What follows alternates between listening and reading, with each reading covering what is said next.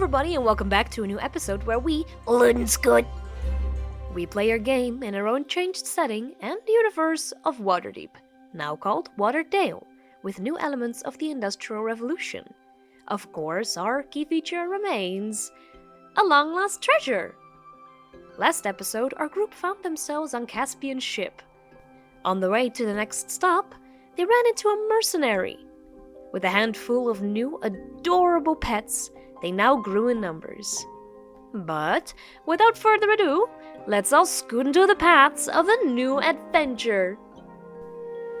The vessel drifts further on the sea, carrying with it a group of snoozing crewmates. Of course, these crewmates now include our lovely party members. We have Averai, our sleeping beauty, Arthur, dozing off at his desk from tinkering at his newest invention, Fletch, sleeping on his side, curled up, having gone to bed the night prior after having written in his diary, and Edmund, who lay sleeping on his back, normally snoring, but since surrounded by strangers, more of a light sleeper. It wasn't long before one of the crewmates came to wake the others. The party steps out onto the deck, greeted by the sharp tang of sea air and the chaotic sights of the pirate crew bustling about. The wooden planks creak beneath their feet as they ascend to the main deck. Overhead, seagulls fly and screech against the cloudless sky. Just as they're getting their bearings, a loud, frustrated sigh cuts through the air, drawing their attention to the captain's cabin. A deep, annoyed voice follows, peppered with muttered curses. The door to the captain's cabin is slightly ajar, and through it, the party can hear the unmistakable sound of a chair scraping across the floor, followed by a sharp thud of something heavy being thrown against a wall. Fletch exchanges a wary glance with Arthur. Well, this bodes well. As the party takes up the entire room, they wait for whatever Caspian has going on. He seemed furious. We've arrived at Coral's Point, and you've no doubt seen the celebration already in full swing. The whole town's practically bursting at the seams with stalls, music, and dancing. None of it matters. The reason we came here, the only reason, was to track down the ringmaster of that stupid circus. He's gone! Packed up his trope and left before his part in the festival even began.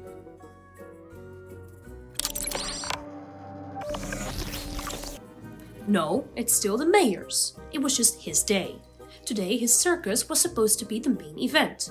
The townsfolk had to throw together their own patchwork festival to salvage the week. But no circus, no ringmaster, no answers. So, let me get this straight. The entire festival is little more than an elaborate smokescreen, and the man we were meant to interrogate has vanished. Splendid. Do we got any idea where he went? Any clue at all? That's what I'm working on. I'll be speaking with the mayor shortly to find out why this happened and if the ringmaster mentioned where he was headed next. You lot go to the festival. I won't have you carrying the weight of it. Besides, it's a festival after all. Go, enjoy yourselves. Eat, drink, dance, do whatever it is adventurers do when they're not mucking about with pirates or fugitives. Alright, if you're sure, we'll see what the festival has to offer. Maybe we'll pick up a lead of... maybe we'll pick up a lead of our own while we're there. Good man. And with that, our group leaves to get ready. The faint hum of music and laughter carries over the waves, promising a vibrant and lively celebration. They allow themselves to enjoy the moment, a day off, just to have fun, when someone interrupted their peace. Gamaya looms over Edmund's shoulder, staring down at him with a predatory glint in her eyes. She seemed eerily cheerful. I was commanded to follow. After all, you will be our precious new teammates. Better keep you out of trouble. It felt unnerving as she spoke, addressing the group as a whole, but somehow keeping eye contact solely with Edmund. Although, against the idea, the group couldn't find it in them to deny her, intimidated. Less of that. With Edmund and Fletch gathering their pets, the party leaves from the ship to explore the bustling streets of Coral's Point. The docks are crowded with ships, and sailors mingle with festival goers, creating a chaotic, lively atmosphere. As they move farther from the shore, the noise of the harbor fades into the more lively sounds of music and laughter. Banners for the week of festivals hang between buildings, and children dart between the adults. The tantalizing aroma of roasting meats and sizzling vegetables wafts through the festival air, drawing the party towards a food stall near the edge of the plaza. The vendor, a burly man with a grease-streaked apron, waves a pair of tongs in the air, calling out his menu.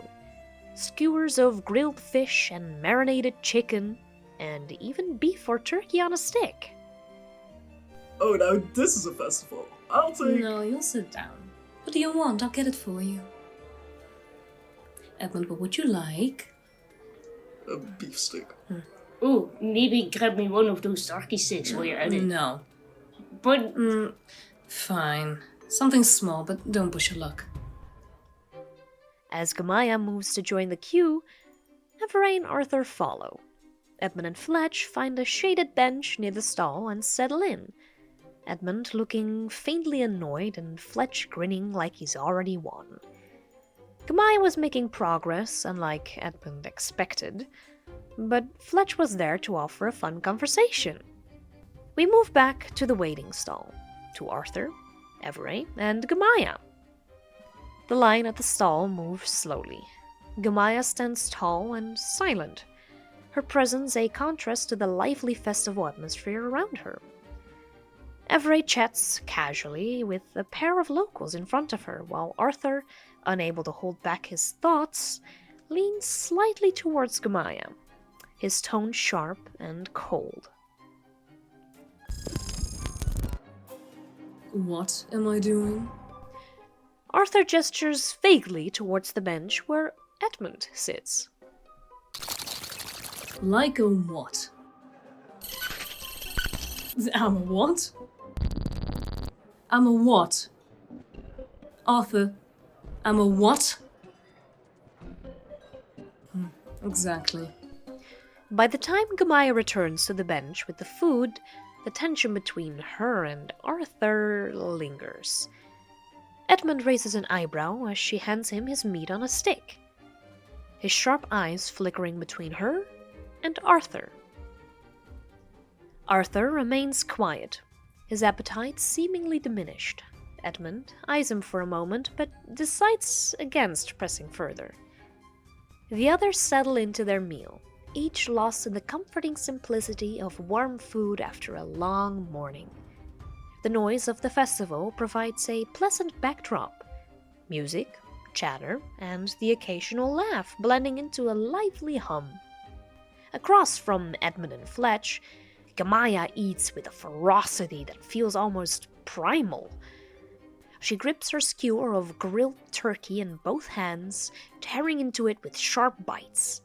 Her posture is broad and unbothered, one elbow resting on her knee as she devours her meal like a hunter feasting after a long day of pursuit. Edmund's eyes flicker to her, the corner of his lips twitching in amusement. Good gods, woman. Did you forget we're at a festival? Fucking savage. nobody's gonna steal your lunch, you know. Gamaya glances up briefly, her emerald eyes narrowing in irritation, but she doesn't respond. Her focus remains on her meal, though her chewing slows slightly. Edmund leans back, eating as well as he watches her with a curious intensity. There's something almost captivating about the rawness of her. For all her composure and power, there's an untamed side to her that surfaces in moments like this. Truly, you are a sight to behold, Gamaya. Do you need me to find you a trough next time? It seems you'd be much more at home with one. Gamaya exhales slowly, her gaze lowering to her meal. Quietly, she shifts her posture, drawing her legs closer together and sitting straighter. Her movements are subtle, but the effect is there. Her rough demeanor softens, her grip on the skewer loosens, and she begins to eat with slow, careful bites. Whoa, look at that. Seems even beasts can be tamed. Our group finishes up their lunch. Cleaning up behind themselves, they get ready to look at some of the festival's splendid stalls now. Averai, with her bright smile and boundless energy, tugged at Arthur's arm as she pulled him towards the next part of the festival. As they wandered off to some of the vendors ahead, the pace of the group slowed, leaving Edmund, Fletch, and Gamaya to linger behind, taking in the sights at a more calm pace. Fletch, his small form bobbing alongside Edmund, was an unexpected sight. A mouse companion and a nobleman. Not to mention that tall pit fiend who followed closely behind the two, breathing down their necks. As they walked through the market, the group paused at various stalls, each one offering unique treasures, sparkling trinkets, exotic spices, strange perfumes, and the occasional stuffed creature hanging from a string. Edmund found himself drawn to the lively energy of the crowd, his eyes scanning the wares as if contemplating each one with the kind of calculation he usually reserved for more important matters. But he always liked the crowds, enjoyed a busy atmosphere and the overflow of stimuli from a filled city, or in this case, town. Fletch's voice cut through the noise, breaking Edmund's concentration, but he barely registered it. His gaze focused on something ahead. A small, unassuming stall, tucked between a fruit vendor and a jewelry booth, had caught his eye. The sign above it read, "Monstrous Pets." He stopped in his tracks. He was a pet lover, after all. Heino needed a friend, a companion who could keep him company while Edmund was away on his travels for the Skillbent Sigil. Edmund had just spent a small fortune on supplies for Heino. High-quality meats, rich salmon oils to keep his feathers and fur glossy and thick, dried chicken hearts for protein, and even a beak sharpener for the owlcat's ever-growing beak. The thought of getting Heino a friend hadn't crossed his mind until now, but the temptation was undeniable. His mind immediately began working through the possibilities. No, he shouldn't. Another pet would only add more complications to his already complicated life. He barely had time to take care of himself, let alone another creature, but Heino was alone so often. You should take a look. It's ridiculous. You'll regret it. Edmund shot her a sharp look, but there was no bite to it. Instead, there was a quiet hesitation in his eyes. He, however, was already making his way to the stall. The vendor, a gruff, broad-shouldered half-orc with a thick, bushy beard, stood proudly behind a row of cages, each one containing a creature that was, without a doubt, monstrous. What can I do for you? We're just looking around. A little browsing, a little looking? Of course, no problem. The animals you keep are probably very difficult to tame and keep. You would be surprised. Yeah? Yeah. They all get very big. Right. Depends on the animal, really. The owlbear does... This one surprisingly doesn't get big. This is not a big species of owlbear. Scary. But it is a cub, so on the other hand... Can still eat them. Not like that. But you can teach him not to eat you. Unless it gets very hungry. What's wrong, sir? How difficult is a hippogriff? To get to introduce yourself, you need to bow to it. It's quite an entitled animal. Does it have a lot of energy, does it need a lot of movement? Because it probably will. It can fly around. He can fly, he can run. Hippogriffs do tend to need some movement. What do they eat? They eat just about anything meat, but they also eat a lot of grapes, fruits, vegetables. So it's kind of like a varying little diet. You're asking a lot of questions about the hippogriff. Are you interested in the hippogriff? I'm definitely interested, but afraid I'm not suitable. I mean, I think you would be suitable. You'd be surprised. as for just movement, it can walk around the ship and everything. It could practically any day fly. Maybe it's too exotic for me, in a way. I'm just used to horses. This is very different. Well, Look at your cat. it's half. It's a lot smaller than I can. A cat is a lot smaller. So I've not- always kind of liked hippogriffs. Just the idea of one. No. Well, But it's very exotic. I would not pass on the opportunity. Can you roll an animal handling check for me? No, don't do this to me. Can you roll an animal Don't handling do this check to me. That's only a 10. Fair, but Fair. and also the creature. No, dude. The creature kind of like takes notice that you seem very interested in it as well. So because you look at the creature, kind of like inspecting it a little bit, it takes notice and it kind of like looks back at you. He just kind of like keeps his head like a little tilt that he's like sitting a little slumped. Mm-hmm. Its sharp golden eyes locked onto Edmund's own. The creature watched him, and Edmund, despite himself, did not look away. He had seen many creatures in his time, rare beasts, mounts, dangerous predators, but there was something different here. This was not a creature of blind instinct. This was something aware. Then, without hurry, it shifted, stretching its wings ever so slightly before rising onto its feet. The movement was fluid, effortless, as though it had already decided something. Then, it lowered its head and bent its front legs, sinking into a graceful bow. Edmund stood frozen. A bow, a token of respect, a sign of recognition. The world around him seemed to hush for just a moment, the festival's noise dimming as if waiting for his response.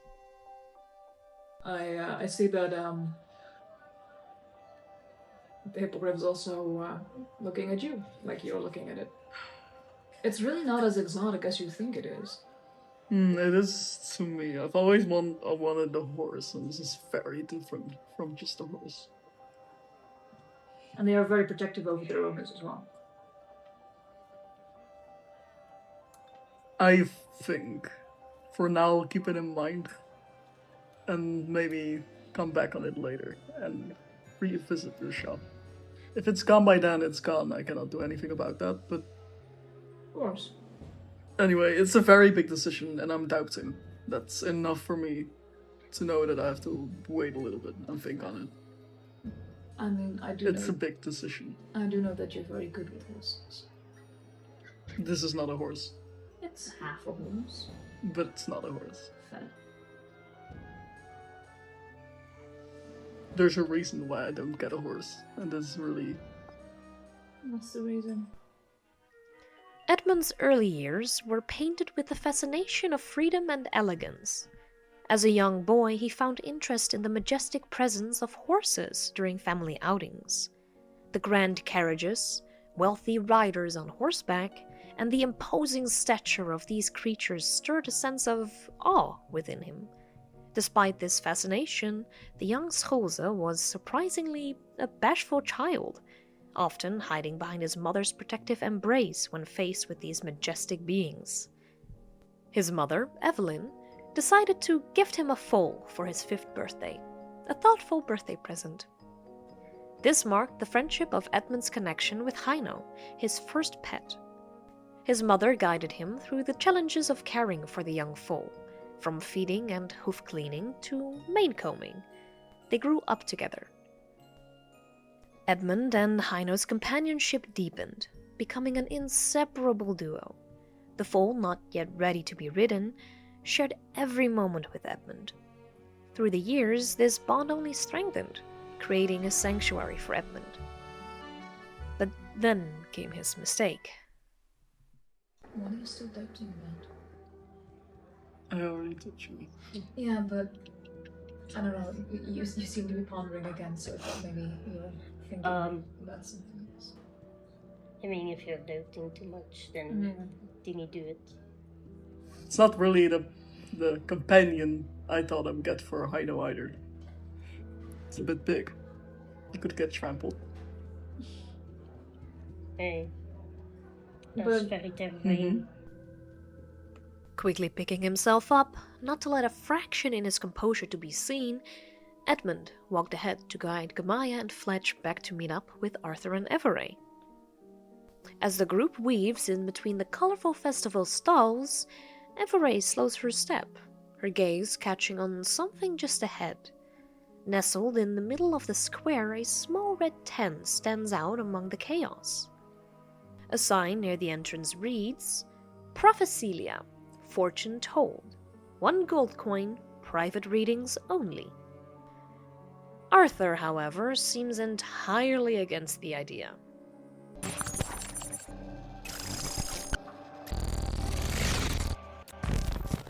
Well, I'm going in. I've got a coin and I'm curious. And thus, Edmund is the first to enter the fortune teller's tent. He pushes through the red fabric, stepping into the dimly lit interior. The scent of incense fills the air, sweet and heavy, curling in faint tendrils around a small round table. Behind it sits a woman. Her icy blue eyes meet Edmund's, sharp and unblinking, as if they see straight through him. She wears a small, mysterious smile as she observes him. Edmund hesitates for only a moment before lowering himself into the seat. He places the gold coin on the table, which the woman sweeps away with a single fluid motion, slipping it somewhere beneath her cloak. Without as much as a greeting, the woman introduces herself as Celia and asks for Edmund's hand. Edmund stiffens, his gaze flickering to her outstretched fingers, fashioned with shimmering rings. A hint of unease crosses his face as his mind struggles with the thought of contact. Skin against skin, the possibility of filth, the unknown. His jaw tightens, and then finally, with a sharp inhale through his nose, he pulls off his glove and hesitantly extends his hand. You are not who you appear to be. And how do you mean You're that? not human. But not entirely something else either. Can you pinpoint what exactly? You're not from human lineage, No. but you're not entirely from your parents' lineage either. You do have a long life ahead of you. You have a very long lifeline. I can see you have bad habits, though. Something then changes. Her eyes turn fully white, empty, abyssal. Her hair begins to swirl as if underwater, her magic taking full effect. Oh, I did not know. You will go down the path of freedom. Am I not already on that path? You are going towards it. But the path of freedom is not by death, nor is it just by yourself. You will need some help. Can you see what I am, or is that just out of the question? I can. But it is a bit unsure. I can see you two things. but also neither. Alright. It's a strange situation. Yeah, tell me about it. I do sense danger on your path. It's familiar danger. I can't Is it give. my father? I can't give more information than that. Can't give, or do I need to give you more for that? No, Okay. it's not about the money here. I can't give you more information. I can explain your path, but I can't give details to your path. Okay. If you know what will happen, it will change your fortune. It will change how you look at things, behave with things. And what I need, or who I will need to get on this path? Can you see who that is, or? The question is, do you want me to see who that is? I do wish to know more about my father and what he has been doing in the past. Is that possible for you to see that without meeting him?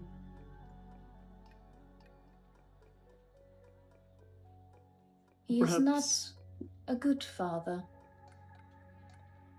This is a private tent. You don't have to uphold any feelings. No one can see or hear outside of this tent.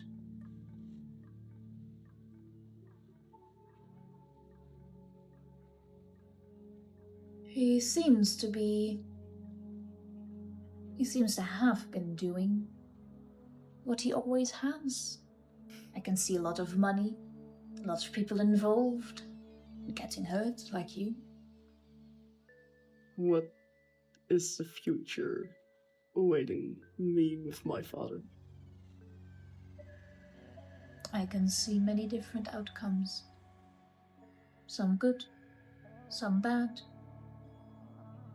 But the outcomes that will happen It's up to me. is up to you. Is there anything you can see in my past that might explain why I am the way I am? Something went wrong with your mother. But your mother is a different kind, isn't she? Which means somewhere in the genes was a non-dominant gene that could turn out human. So can I change what I am? I do not know. Okay. What you are and who you are is up to you. I can feel that there are questions you are scared to ask. I'm a bit overwhelmed, you must say. Understandable. You're not scared hearing that I'm... No, not at all. I am not scared of any person, race, species. Celia hands Edmund a small stone. A crystal. It is a small jade stone with an engraving. She further explains what this stone entails exactly. Just flip the coin, and I will appear in this city, wherever you are. And if I want to see you for... Because I want to see you? Can I make a charisma check? You can make a charisma check. Please, dice. I like this woman. Oh my god. She's gonna be my side hustle. Oh my god. Charmed, Celia promises her free time to him, to meet up in the future. Even with such good news, Edmund leaves the tent bewildered. He brushes past the others of his group, allowing Fletch his turn with the fortune teller. But as Edmund is heading towards the next stall, Gamaya watches him closely. For all his usual bravado, there's a slight tension in his shoulders, a subtle flicker of something unguarded in his eyes. Something about that reading has stayed with him. Edmund stands outside the fortune teller's tent, his expression unreadable, though Gamaya can see the way his fingers twitch at his sides and the tension in his jaw. Something about that reading unsettled him. He won't say it, of course, he never would, but it's there, beneath the surface. Gamaya steps up beside him. Silent at first, she's never needed an invitation to invade his space. He shifts slightly, a twitch of irritation crossing his face, but he doesn't tell her to leave. That's something. Together, they watch the festival. The colors, the lights, the laughter. It's a chaotic mess of movement. For a moment, it almost feels like they aren't on a mission. She watches, something flickering in her expression. Edmund catches the change and follows her gaze, narrowing his eyes. Then he groans. Don't tell me you're getting sentimental. What? Devils can't have nostalgia. Edmund folds his arms, side-eyeing her. He doesn't know what he expected, but it wasn't that. Gamaya rarely speaks about herself unless it's to taunt him or pry into his business. The festival blurs around them. Music, laughter, and movement. But Gamaya hears none of it, not really. The bright, chaotic festival shifts in her mind's eye, melting away into something grander, vast. Polished floors reflecting chandeliers that bathe everything in warm, flickering light. The hum of an orchestra playing something soft and refined.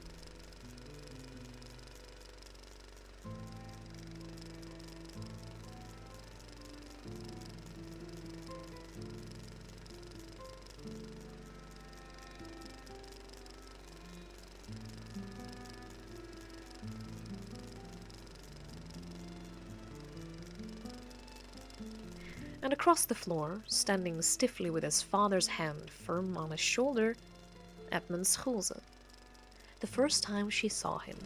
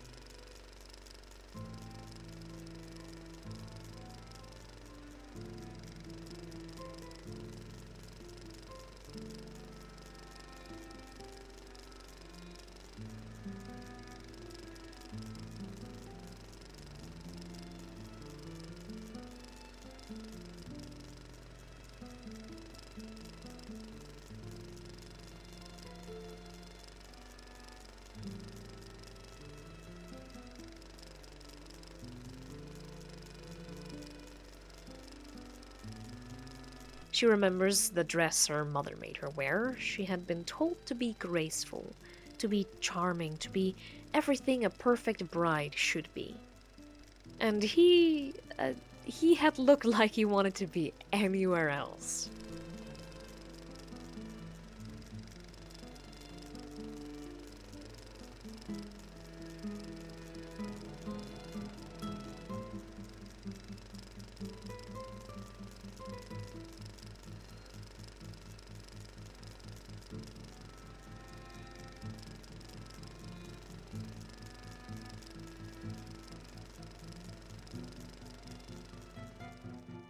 You're not the type to dance. Obviously not. Gamaya steps just a fraction closer, just enough that he can feel her presence. Shame. You're light on your feet. I bet you'd be fun to drag around the floor. Edmund's face twitches with barely concealed offense. We return to Fletch now, who hesitates longer at the entrance. He glances back, then rearranges his clothing before slipping inside. The fortune teller looks up as he approaches. Fletch lingers a second too long before sitting, his movements quick and careful. He doesn't lean back like Edmund did, nor does he cross his arms. He just folds his hands on his lap, keeping himself small. I would like your hand, paw. How should I Hand. address it? Okay, hand. I would like your hand. Ask me your question. Will my life ever change from what it's now? For From the what it's now, better for the or better. not? Again, her powers reactivate. Her hair starts to flow, an undercurrent seemingly moving them as though through water, and her eyes sparkling. Fletch, in turn, jumps at the sight, his back pressed firmly against the chair. You do have a long lifeline. So you will live probably outside of your specific age range. I don't know how old most folk. Around 40. Most will be. You will live a little bit longer than that. You have a very long lifeline. You will turn out very healthy as well. And from the other things that I can see, your life, if you choose the right path, things will turn out well. But things can also turn out bad if you're not careful. I suggest keeping the ones that you have near you. Your friends. If you keep them close, will help you down that good path as well. I can see that if you do tend to head home at some point, things would be different, but not bad. Okay. Would my family ever accept me back? Can you perhaps see how they're doing now? They seem to be struggling, but they are not on terrible terms. They do still seem to thrive, but they do seem to be missing a few supplies to uphold them, if that makes sense. Specifically a few medical supplies. So they're struggling with just health and such. Yes, there's like a bit of problem with like, how do you call that? It's not like tar, but a bit of like oil around the city. Aye. I can see that it's still harming them a little, but from what I can imagine and bring up, it doesn't feel as bad as that it used to be. It's getting better, but they are still sick from whatever's going on. Alright. If that answered some questions. It did answer quite some questions. Also, you see that my family will accept me back. If you keep going down the good path, they will. So, me eldest brother, would he ever forgive me for what I did? He will have the most trouble. But if things are done correctly, the healing process will be slow. Alright. I can't tell you how to do your things or how to mend relationships. I can only give the path. If I outlay everything for you, nothing in your life will be a surprise anymore. That makes sense. And nothing will be honest anymore. If I tell you how to manage your relationship with your brother, it won't be honest. That has to come from myself. It has to come from you. Yeah. I can only mention that if it's done right, the healing process will be slow. But I can't mention how. One last question. Of course. I've never had many friends, and given my line of work, the friends I do have now, would they ever be in danger because of what I do?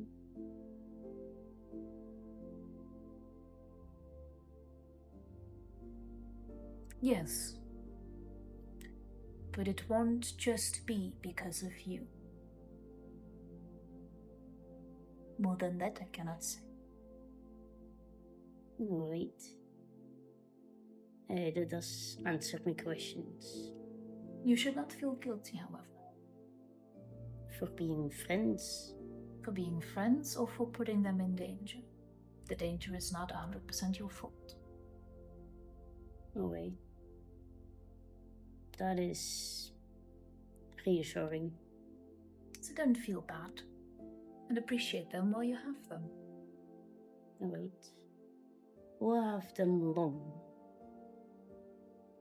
Again, if you take the good path, you will. Alright. Fletch wraps up his session and leaves the tent in the past. Averai leans towards him. Just some generic nonsense. Waste of a coin, really. Fletch shoves his hands in his pockets. His voice is steady but a little too flat. Averai squints at him, suspicious but doesn't press. Edmund, however, watches him more closely, his keen gaze picking up on the stiffness in Fletch's shoulders. But for once, he doesn't pry. Gamaya simply tilts her head and grins, but whether she sees through him or not, she doesn't say. Yeah. The group turns towards the rest of the festival, the sound of music and laughter drawing them deeper in. Fletch, meanwhile, is bantering over a handful of enchanted throwing knives, and Arthur keeps getting drawn into conversations with locals about the history of the festival, unable to resist a good bit of lore. Averai finds herself taken by a floating lantern stand, where paper lanterns infused with light magic hover in the air, waiting to be set free. She murmurs something about how beautiful they are, and the vendor happily offers to sell her one at a very generous festival price. The air is thick with the scents of festival food, spiced meats, sugary pastries, and roasted nuts. And then a raindrop lands on Edmund's cheek. He stiffens, swiping at it quickly as though personally offended. He looks up as just another drop lands on the back of his hand. Then another, and another. The laughter and chatter of the festival continues undisturbed, but some of the vendors glance at the sky, murmuring amongst themselves. The clouds, once soft and turning golden with the setting sun, have darkened. The rain comes down in a rush. What started as a few hesitant drops became a downpour. Edmund's eyes widen as the cold rain splashes against his face, immediately pulling up his collar in a futile attempt to shield himself. With a glint in her eyes, Gamaya steps toward Edmund, one hand gently pushing him forward. Before he can protest further, she gives him another little push in the direction of a small stand ahead. Come on, Edmund. You'll catch a cold if you keep standing here. Let's go. I do not need this. The bread stand is tucked just out of the main path, its inviting warmth a contrast to the storm. The grill's heat rolls out like a much-needed blanket, and the scent of freshly toasted bread and cinnamon floats through the air. The stand itself is a humble little place with curved loaves of bread on display, their golden brown exteriors topped with various fillings, chocolate, cinnamon, or nuts. It's a simple, homely sight. The heat from the grill gives off an inviting glow that makes it all the more enticing on this wet, chilly day. But before Gamai can continue, trying to get Edmund someplace warm, a sudden burst of fluff cuts through the air. Fletch comes sprinting by, running through the rain. He's already soaked, and likely the origin of his irritation and desperation to get someplace warm and dry. The rest of the group follows suit, all of them sprinting through the chaotic, rain-soaked festival ground, Some trying to avoid puddles, others barely noticing the wetness as they laugh and shout. The storm continues to taint the festival, the heavy downpour deafening as it strikes the ground. But covered by the little bread stand's warmth, the world feels almost distant. The air is thick with the scent of freshly baked goods, the heat from the coals working in overdrive, sending waves of comforting warmth through the small space. Edmund, standing closest to the heat, feels his tense shoulders finally begin to relax, the cold rainwater slowly seeping out of his clothes and into the heat of the stand. Fletch is still grumbling, now leaning back against the cart, arms crossed tightly over his chest, a scowl on his face as if the rain has ruined his mood. But Edmund barely registers his presence now, his focus elsewhere. The heat from the stand feels too soothing. It starts to lull him in. He feels himself giving into the warmth, his chest expanding and contracting in a steady rhythm, breath slowing as he relaxes into the soothing atmosphere of the stand. And then there's Gamaya, her presence a weight behind him. She stands there, just a little closer than necessary, her hand raised to shield his head from a few stray droplets of rain. It's such a small, considerate gesture, yet it speaks in a way that Edmund cannot ignore. He breathes deeper, slower. He hates it. Gamaya notices. A small smirk curling on her lips, though it's not one of triumph. No, this one is more personal. She knows the effect she has on him. She feels it in the way he shifts, in the way his body subtly relaxes in spite of himself. She leans in, just a little more, the soft brush of her body against his, heightening the awareness between them. Gamaya won't leave a comment. She doesn't need to. The quiet silence stretches between them, filled only with the hum of coals and the distant sounds of the festival outside. The rain continues to pour relentlessly, but here, in this small, warm space, the world outside feels muted. The scene is broken by Arthur, who obviously walks up to the small group of three, Edmund, Gamaya, and Fletch. He halts, looks Edmund up and down, and decides to make a snarky comment, one he knew would get under the taller man's skin. Arthur tilts his head, glancing at Gamaya, then back at Edmund, as if weighing something on his mind. Excuse me? There it is, the perfect strike.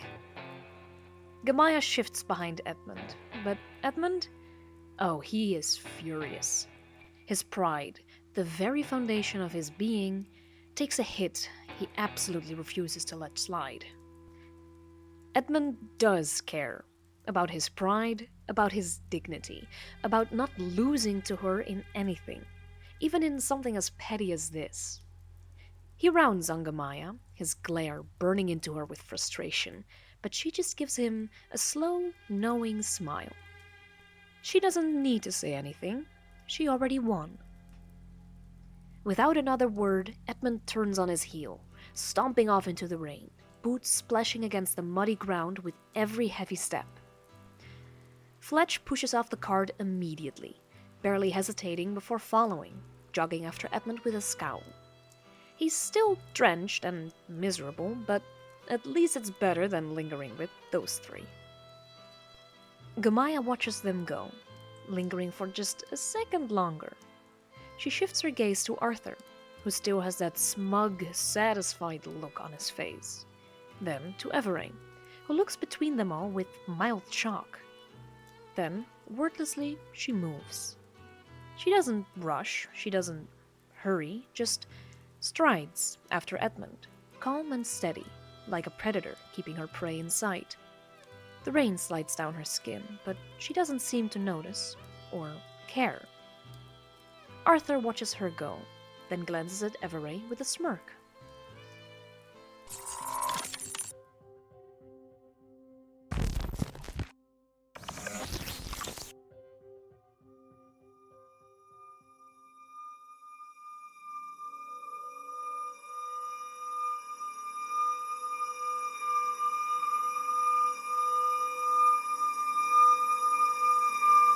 Fletch jogs a little to catch up, his wet clothes clinging uncomfortably to his fur.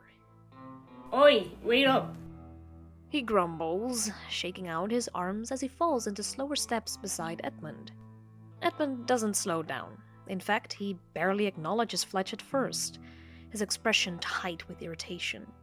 But then, as if the frustration needs an escape, he suddenly speaks, rambling, really, more to himself than to Fletch. I should leave the party. It's pointless staying with them. I've had enough of this mockery. Fletch frowns but doesn't look particularly shocked. He shoves his hands into his pockets and side-eyes Edmund. Yeah? Well, if you are leaving, then I'm coming with. Then you came while you're acting like you go off alone. I didn't see myself sticking with them either. You and me, we get things done, so if you go, I go. We need a foundation of trust. Edmund's voice is more measured now, less heated. He looks at Fletch directly. I barely know who you are. If we split off, it cannot be shaky, uncertain. It has to be solid. Yeah? And how do you figure we do that? We need to know each other better. Properly. We should do things. Leisure activities. Like what? Like midget golf. Midget golf? Yes, midget golf. Alright, fine. Midget golf. As they walk, their steps slow. They eventually find a small seating area. Long rows of wooden benches and tables stretch out beneath massive weather-worn sails tied to thick wooden poles driven deep into the ground. The fabric moves slightly with the wind, droplets of rain sliding off its edges in uneven descents. The scent of damp wood and the lingering aroma of festival food hang in the air, together with the freshness of the rain. As the two men sit themselves down, conversations continue. Edmund cast a glance at Fletch, who leaned back with that usual casual air, arms sprawled across the picnic table. It had been a long day, a tiring one, and somehow, here they were. Fletch finally spoke up, eyes narrowing as he peered at Edmund. He tilted his head, studying him. Okay, since we're apparently on the topic of trust, let me ask you something. What's your deal? You talk like a noble, but you sure ain't acting like one. So what's up with that? What's up with you? I'll tell you, but only if you tell me something of equal weight. Equal weight? Yes, something you wouldn't want getting out. Something I can hold above your head. A fair exchange. Edmund leaned forward slightly, resting his elbows on the damp wood of the table between them. Blackmail? How very noble of you. I prefer ensuring trust through mutual destruction. Alright. You want something real. Fine. I'll give you my name. My real name. Max Volden 3. And I assume that means something? It means that if you really want to get rid of me, you could. Some people might pay you for that information. You could turn me in. I would be hanged. So, leverage, as requested. Interesting. Alright then. The name sat heavy in the air between them, a brief silence settling over the two now that it was Edmund's turn to hold his end of the agreement. Gamaya came over in the meantime. She, however, was just as quickly ushered away by Edmund to go and fetch them drinks. They, after all, were not done talking. I walked away from everything. My name, my family, my future. Left behind a nice, comfortable little prison, all wrapped up in wealth and expectations. And a wife. I am not adopted. I am the offspring of my parents, no matter how I wish for the contrary, so I am a Schulze, born and raised. You were married? I wasn't married, it never got that far, just a fiancé. A deal made without my input. All perfectly arranged. And I left before they could seal the deal. My father doesn't take defiance lightly. Richard Schulze, he owns most of Waterdeep, owns most of the modern technology companies. He's pushing the world into a new era, whether it wants it or not. Every step of progress, every leap in technology, he's behind it. Are you? You were supposed to be his heir? But I said no, and imagine that, his own blood standing against him. You don't say no to a man like that without consequences. So what? He's hunting you? He doesn't need to, he sends letters. Nothing obvious, never a threat, never a warning. Just commentary, praise sometimes, disappointment other times. He seems to know exactly what I do where I am. The letters always just appear, they are never delivered by a delivery boy. So he knows where you are. That seems clear. Maybe, maybe not. He never says it outright. Never lets me know how much he sees exactly. But the letters always arrive where they need to. That's actually unsettling as fuck. Glad you think so. There's a bunch more to the story, however. At a party like this, I would prefer a more secluded location to talk. For a moment, they sat in silence, the distant murmur of festival goers barely cutting through the steady rainfall. That makes us even then. If the other pieces of information will follow. Even enough. The conversation seems final. Gamaya would be back any second now, and Edmund sat back with the weight released from his shoulders. Just as he was enjoying the calm, Fletch broke it. You can, if your old man is keeping tabs on you like that, I could look into him. That's what I do. Can you help to know more? No, No? it's not necessary. Alright, so I shouldn't be poking around for useful information? I said no. Edmund's expression remained carefully neutral, but there was an edge of finality to his voice. His father, Richard Schulze, was not someone to be looked into. What if Fletch actually did it? What if he dug too deep? What if he found something? No, he couldn't allow that. Luckily, Edmund had spotted Gamaya slowly walking their way, holding 3 cups, an opportunity to silence the topic. Before long, Gamaya appeared beside them, stepping into the space with effortless ease. She sat down, setting 3 drinks on the table, 1 coffee and 2 teas. I figured you two could use something warm. Thanks? She got their attention, her voice even but knowing. She nudged the coffee towards Fletch, then slid one of the teas to Edmund. He glanced at it, his expression unreadable. Fletch took the coffee and leaned back. Gamaya picked up her own drink, but didn't take a sip yet. Instead, she exhaled softly, gaze fixed on the swirling steam. I shouldn't have let him say those things to you.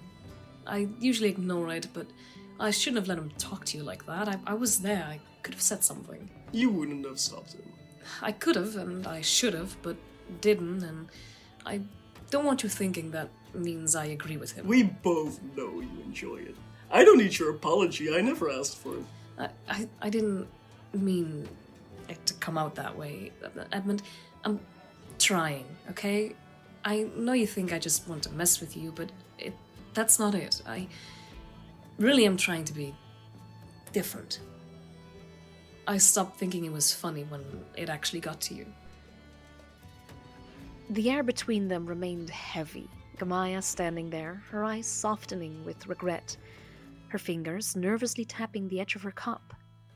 Edmund didn't immediately turn back to her, his gaze focused on something far off in the distance, as if willing the conversation to end. There was a long, quiet moment where she waited, as if expecting him to respond, but Edmund didn't. There was nothing more to say. Not yet, at least. The rain seemed to clear up, the people still hustling and laughing, some hiding under tents while others rushed to the nearest food stand. But The rain grew into more of a softer, drizzling storm. People started walking around again, knowing the worst would soon be over. So, this festival, it's been surprisingly chaotic, hasn't it? Yeah, chaotic is putting it mildly. But it's been fun, I'll give it that. Can't believe how fast that storm came out of nowhere. It's part of the charm, though. A little chaos is expected when you're in a place like this. Well, I suppose we've all survived it so far. Can you say the same for most of those poor fools, though? Fletch laughed, glancing around the frantic crowd. While looking around, his eyes catch something else. Fletch's eyes catch a strange sight. A massive glowing orb in the center of the festival. Arcane symbols swirl around it, shifting and crackling with energy. The wheel is enormous, surrounded by thick belts and clasps, with people standing nervously nearby, watching the occasional brave soul being strapped in. The others quickly catch on, and their next destination is decided. The vendor, a cheerful gnome, enthusiastically explains the attraction. He describes how the massive ball uses arcane energy to rotate at high speeds, spinning its rider as gravity shifts, creating a thrilling and dizzying experience. The gnome invites Fletch to try it, offering a challenge to see if he can handle it. Fletch, eager for a bit of fun, immediately agrees, confidently striding toward the invention. Edmund, overhearing the conversation, spurs him on. Gamaya watches with amusement, clearly intrigued to see if Fletch can handle the wild ride. As Fletch steps forward with excitement, the gnome quickly secures the belt around him, attaching it to one of the large clasps that seem to pulse with arcane energy. The vendor pats him on the back and gives him a grin. Hold tight, lad. Gravity's got a mind of its own in this one. Edmund and Gamaya step back, watching. With a loud whirring noise, the orb begins to turn. It spins slowly at first, but gradually the speed picks up. Fletch laughs aloud as his body slides with emotion, his fur flying wildly in all directions. The orb is spinning faster now, and Fletch is grinning like a maniac, arms stretched wide, keeping him secure in this strange contraption. As the orb picks up even more speed, Fletch's laughter becomes louder. He looks dizzy but exhilarated, a wide grin plastered across his face. He shakes his head and laughs out loud. His words slur a little, the dizziness starting to catch up with him. It's clear he's having the time of his life. I feel like I'm still floating. Back with Edmund and Gamaya, they stand a little apart from one another. Edmund crosses his arms, looking at the spinning ball with unease and fascination.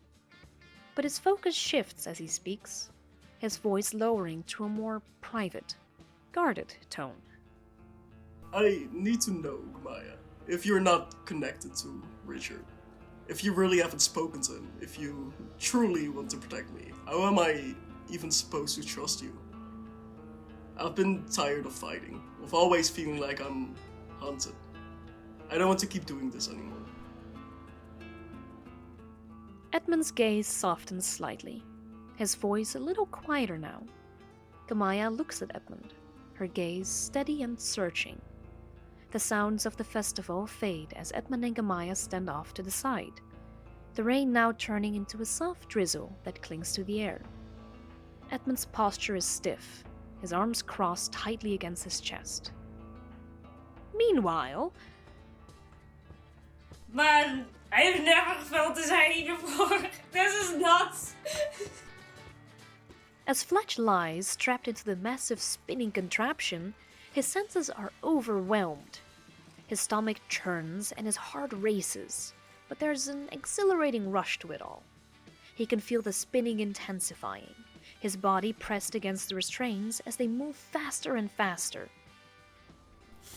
If I wanted to bring you back to him, Edmund, I've been so close, so many times.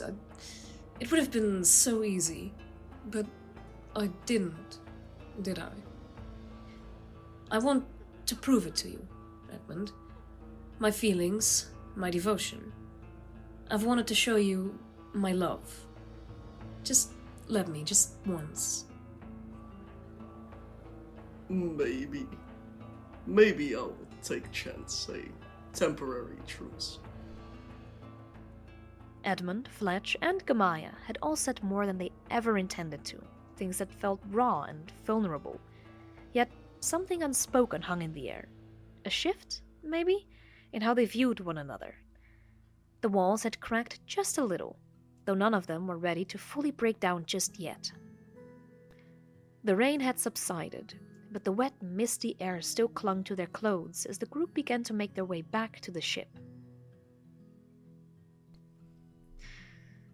Edmund walked in silence, his gaze distant as he processed everything that had been said.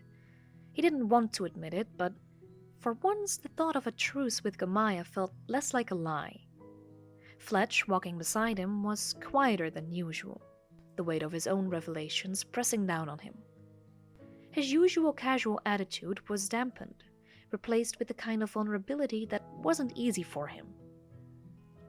Gamaya trailed a little behind, her steps heavy but purposeful, her eyes occasionally glancing at Edmund, as if to reassure herself that her words had gotten through.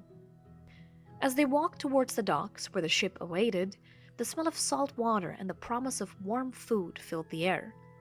The idea of dinner seemed like the perfect end to a day full of uncertainty and tangled emotions. For the first time in a while, the thought of being back on the ship felt comforting. They all needed it, a safe space to relax, to eat, and to regroup. They walked together, their tiredness forgotten for a moment as they focused on the one thing that could make everything feel right again: dinner. The aroma of roasted meats, savory vegetables, and freshly baked bread filled the room, making everyone's stomachs rumble in anticipation. The meal was hearty, a large roast chicken, golden brown and tender, sitting proudly in the center of the table. Surrounding it were mashed potatoes, buttery corn on the cob, and a mixed salad of greens and colorful vegetables, all seasoned to perfection. There were platters of soft, warm bread rolls, which everyone eagerly tore into, and bowls of creamy gravy to drizzle over the mashed potatoes. As the group settled in, their exhaustion slowly taking the upper hand, Caspian cleared his throat. He had a gleam in his eyes, one that suggested news of great importance was coming. All right, everyone, settle in. This won't take long. We've been granted some important information from the mayor tonight. It's been kept on the wraps for a while, but we now know the circus's next destination. It's still not public knowledge, but the ringmasters told the mayor, and the mayor shared it with me. Next stop is Ringlong Island. Ringlong Island? That's pretty close, right? Absolutely. The show will be in a few weeks, so plenty of time until then, which is good. The mayor wants us to show up in town, make some good impressions, especially since we know someone famous, Volo. So, Skillbent Sigil, we will need your cooperation here. Without it, I wouldn't have gotten the mayor's confirmation to tell me any of this, so I had to tell you out. So, what you're telling me is that you sold us out for a good cause without bothering to ask us first, typical. Let's just do whatever you want, regardless of whether we know what's going on. Hey, I had to secure a place, didn't I? It's not like we have much of a choice in the matter, but don't worry. Once we're all at the circus, you can go on ahead and complain all you want. The mayor wants us to keep the atmosphere alive. He's hoping we'll entertain some of the big names in town. Maybe pose for some picture. And keep the guests entertained, you know? Keep them interested in the last few days of the week of festivals. People tend to get bored with it halfway through. It sounds like a chance for some fun, but also a bit much.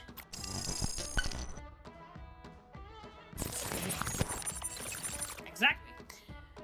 We'll just have to make an appearance and do what we do best. Entertain. And who knows? It is a week of festivals.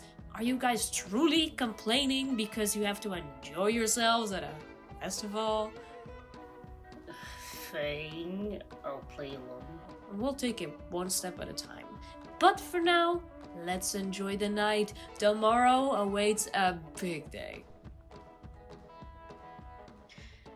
As the conversation died down, everyone dug into their meal, the weight of the day's tension melting away, if only for a little while.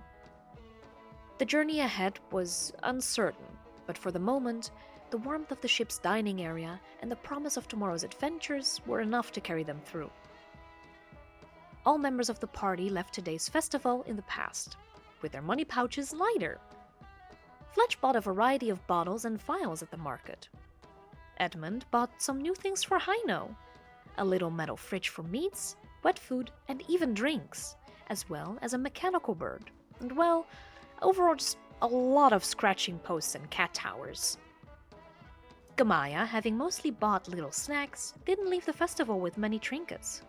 Just a little box of fudge in different flavors. As someone with a big sweet tooth, Gamaya chose a couple of the sweetest flavors, such as cotton candy, cheesecake, and cookies. As for, who were they again? And with that, I think that's it! Thank you for listening to our episode of Ludenscoot, with many more to follow. Next episode, we will be met with a shocking, horrifying discovery. But the show must go on. Our group has to entertain the week of festivals nonetheless, even if their hearts might not be in it. But for now, we've bothered you enough. Bye-bye! Laters! Adios!